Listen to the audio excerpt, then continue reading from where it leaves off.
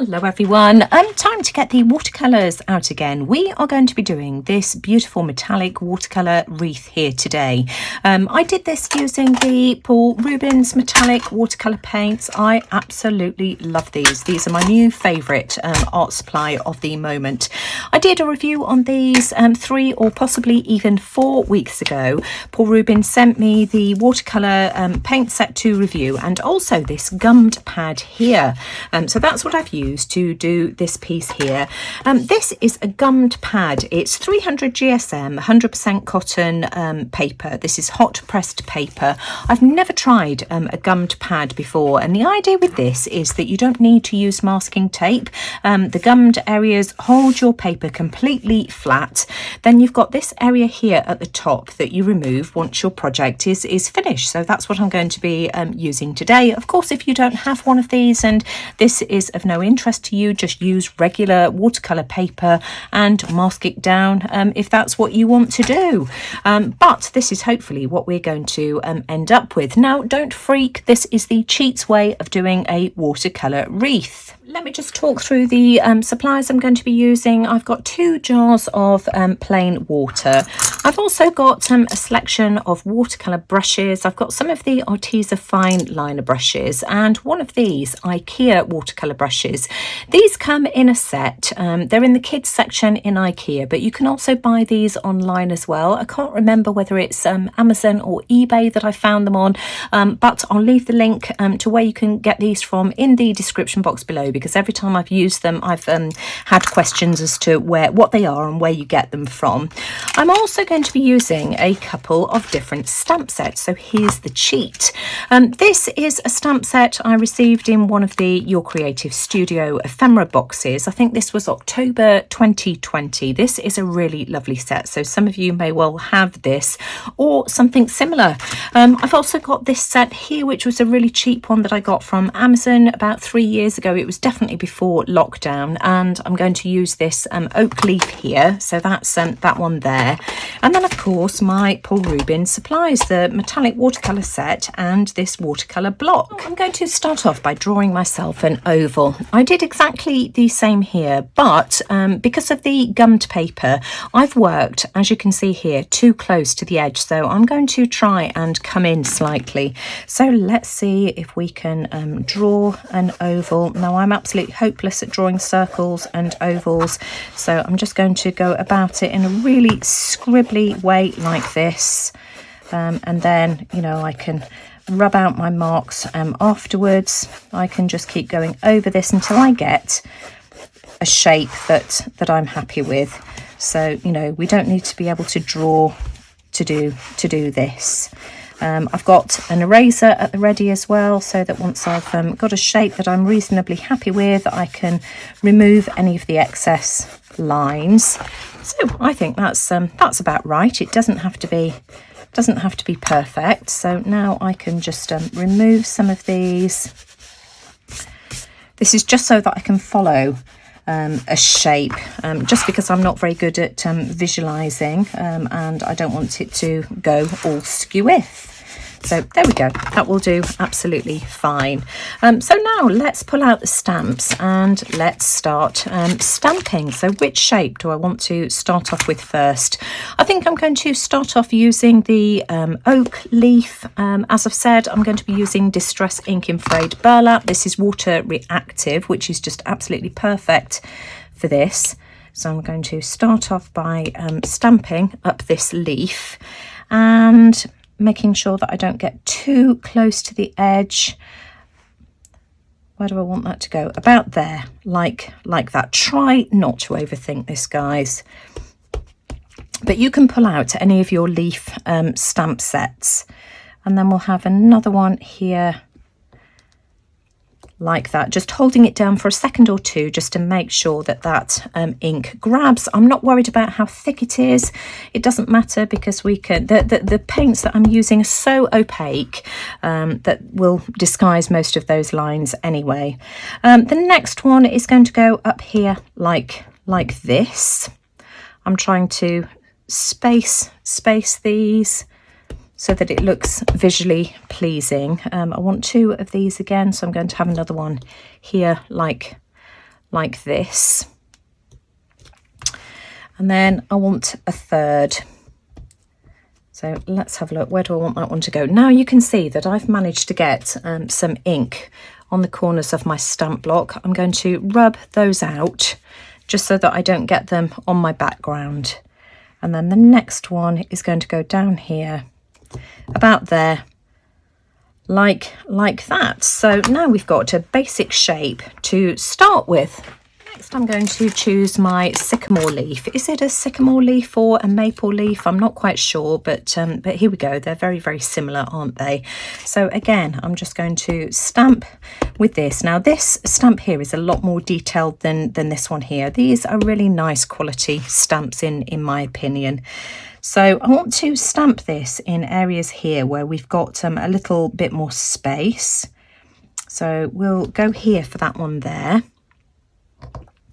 Just hold it down for a second or two just to make sure that that ink grabs. That's beautiful. Stamp this off again, and I want one up here again where we've got more space. So we'll have one perhaps here. Just go for it, Nina. Try not to overthink it. There we go. And I want one more. So we'll have one here like that, pulling that into the center of the page. So that's what we've got so far. Next I want to pull in this pine stamp here. So let's just swap this over, and I think that's going to fit nicely on the top here like this. So again, just ink this up, and that's going to fit about there like that. So again, hold it down, make sure that that ink grabs. I'm liking that a lot.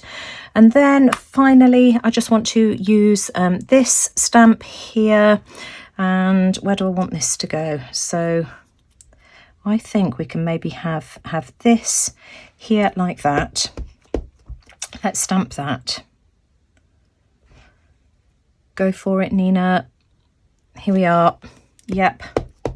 And maybe another one here. Now, do I want that to go there or in that direction? Oh my gosh. I think, in fact, because we've got that one upside down, perhaps that one should go upside down as well, but I'm not sure that's going to look right. Oh my goodness me. Here I am overthinking things as usual. Put it there. There we go. That's done. And that's my basic composition. Now I do want to add some acorns. I've got two different types of acorns. I've got this one here and this one here. So those are really sweet. So let me just show you.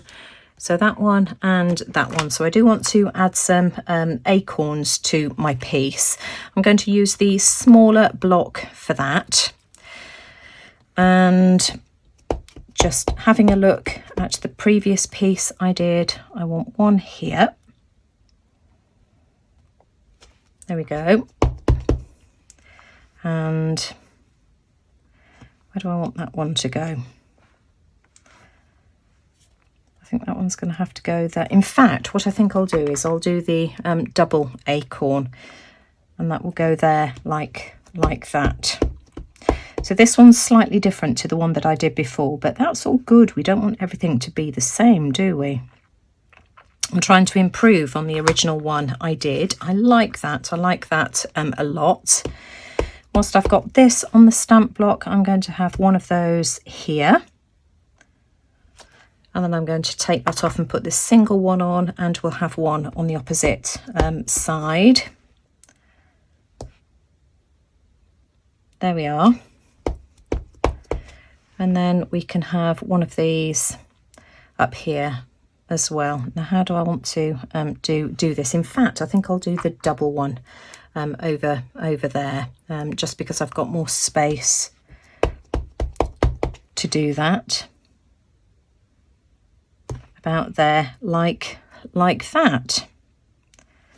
And I think I'm happy with that basic composition. Now I've got a bit too close to the edge here, but you know, hey ho, we can deal with that. My distress ink is dry and I've already added some water using this spray bottle here to my paints just to activate those. But before I start painting, I just want to use an eraser just to rub those pencil marks away. And I want to start off by focusing on the oak leaves, and I want browns and golds and yellows and that kind of thing. So I'm just going to come in here with some of these, and I'm just going to give myself a basic outline like this. These paints are just absolutely beautiful to paint with. So I'm just going to draw myself an outline like this. I can add some of that beautiful darker shade over the top, making sure that I'm leaving some of the lighter gold as well so that you can see that.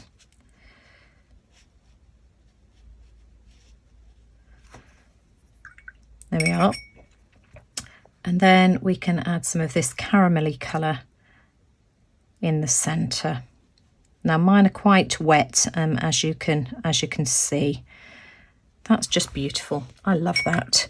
And I'm going to try and vary the colours as well. So this time I'll start off with that more chocolatey type of brown, and we'll go around the outside. And I'm going to do the oak leaves first, and then just, you know, work my way through the rest of the shapes.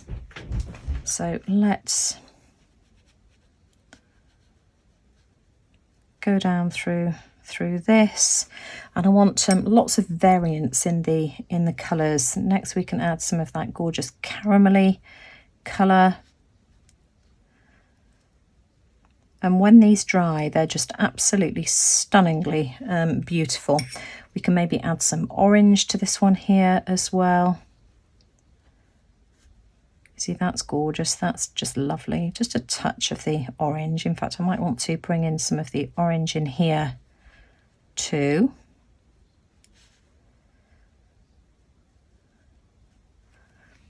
And what colour shall I have in the middle here? Perhaps we can have a touch of maybe red.